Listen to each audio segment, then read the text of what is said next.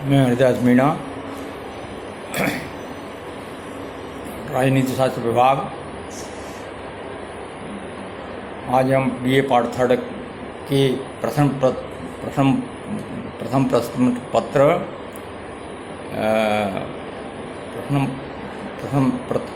प्रश्न पत्र में अरस्तु का अध्ययन करेंगे। अरस्तु में भी अरस्तु के संविधानों पर विचार, इस धारणा का अध्ययन करेंगे। तो ये शुरू होता है।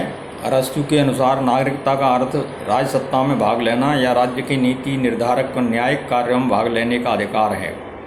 यह अधिकार किन्हें और किस रूप में मिलना चाहिए, इसका उत्तर उसने अपने संविधान विषयक धारणा में दिया है।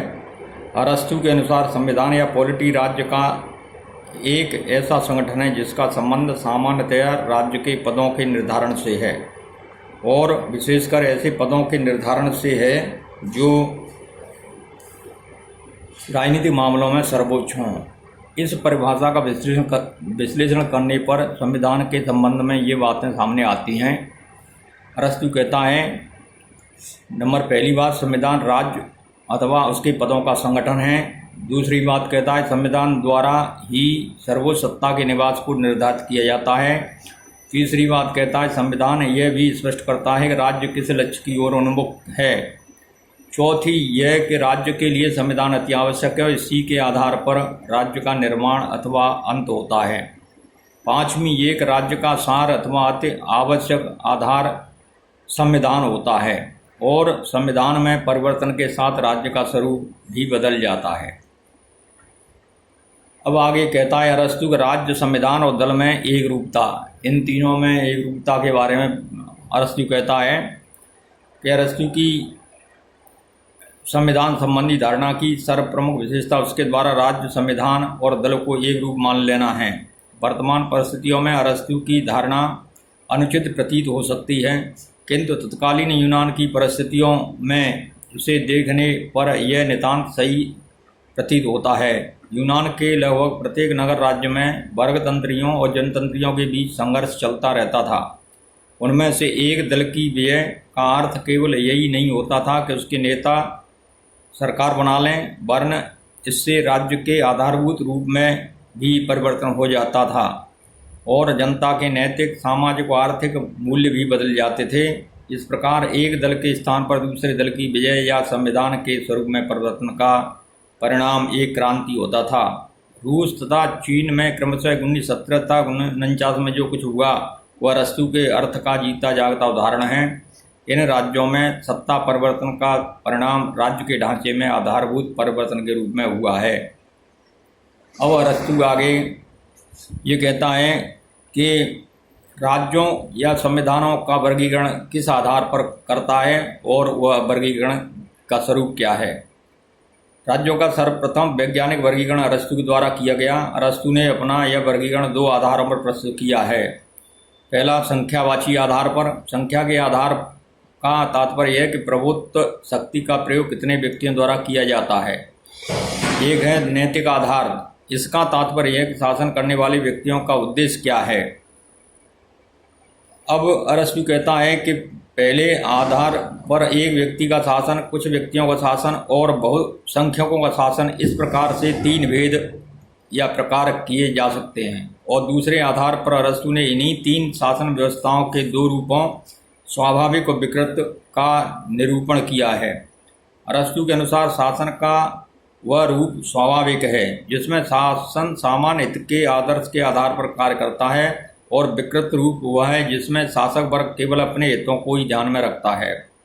अरस्तु के वर्गीकरण को स्पष्ट रूप से समझने के लिए हमें अग्रलिखित प्रकार से समझना होगा। अरस्तु के वर्गीकरण का स्वरूप, उस वर्गीकरण में अरस्तु ने दो आधार प्रस्तुत किए हैं। प्रथम आधार संख्यावाची आधार, दूसरा आधार नैतिक आधार। संख्यावाची आधार पर उसने शासन करने वाले व्यक्तियों की संख्या को बतलाया है और सर्वोच्च नैतिक आधार पर उसे सर्वोच्च सत्ता के संचालन का उद्देश्य क्या है, इस आधार पर बांटा है। तो उसने यह वर्गीकरण में बताया है कि जैसे शासन प्रथम आधार संख्यावाची आधार है, तो शासन करने वाले व्यक्तियों की संख्या के आधार पर जैसे एक का शासन है, तो नैतिक आधार पर सर्वसत्ता के संचालन का उद्देश्य शासन का स्वाभाविक रूप और शासन का विकृत रूप, ये सर्वसत्ता के संचालन के दो रूप देखने को मिलते हैं। तो जैसे एक का शासन है तो इसको अरस्तु ने एक तंत्र या राजतंत्र नाम दिया है, मोनार्की कहा है। दूसरा, इसी को विकृत शासन का विकृत रूप, इसी का विकृत रूप आताताई तंत्र बतलाता है। इसी तरह शासन करने वाले व्यक्तियों की संख्या मान लो अल्पसंख्यक है, कुछ व्यक्तियों का शासन है, तो शासन का स्वाभाविक रूप में उसने कुलीन तंत्र नाम दिया है, अरिस्टोक्रेसी का है। और इसी को शासन का विकृत रूप के रूप में वर्गतंत्र या धनिक तंत्र अरस्तु कहता है। इसी तरह शासन करने वाले व्यक्तियों की संख्या मान लो बहुसंख्यक है, तो सर्वोच्च सत्ता के संचालन का उद्देश्य के आधार पर शासन का स्वाभाविक रूप होगा बहुतंत्र या संवैधानिक तंत्र, पॉलिटी राज, और शासन का विकृत रूप होगा भीड़ तंत्र। इस तरह से उसने 3 अच्छी स्वरूप और 3 बुरे स्वरूपों का जिक्र किया है। अरस्तु कहता है कि एक व्यक्ति का शासन जब सामान्य हित में कार्य करता है तो उसे राजतंत्र कहते हैं, किंतु जब शासन केवल अपने ही हितों को दृष्टि में रखते हुए शासन शक्ति का प्रयोग करने लगता है तो वह निरंकुश तंत्र या तताई में परिणत हो जाता है। इसी तरह थोड़े से व्यक्तियों का शासन जब सामान्य हित में कार्य करता है तो वह कुलीन तंत्र है। अरस्तु कहता है किंतु जब वह केवल शासकों के हित को दृष्टि में रखता है तो वह अल्पतंत्र या धनिक तंत्र में परिणत हो जाता है।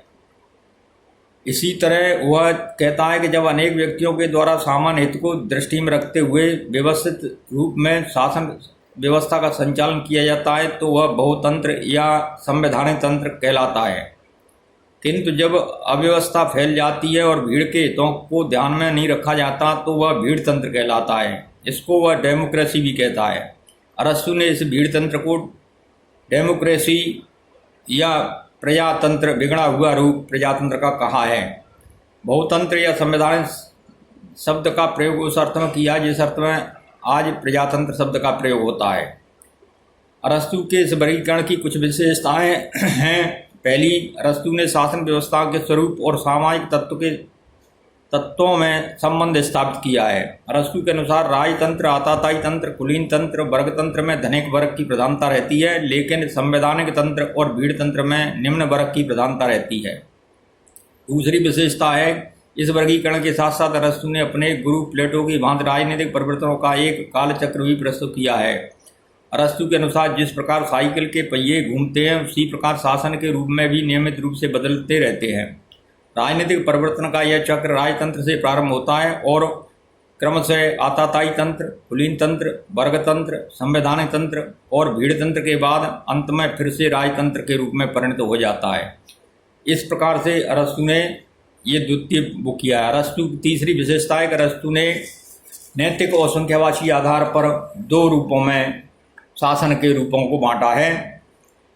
इसलिए उसके शासन में स्वाभाविक रूप में एक तंत्र, कुलीन तंत्र और संवैधानिक तंत्र हैं, और शासन के विकृत रूप में आताताई तंत्र, धनिक तंत्र और भीड़ तंत्र हैं। इस प्रकार से उसने 3 अच्छी फॉर्म और 3 बुरी फॉर्म बतलाई हैं। ये अरस्तु के एक तरह से संविधान संबंधी विचार देखने को मिलते हैं। जय हिंद, जय भारत।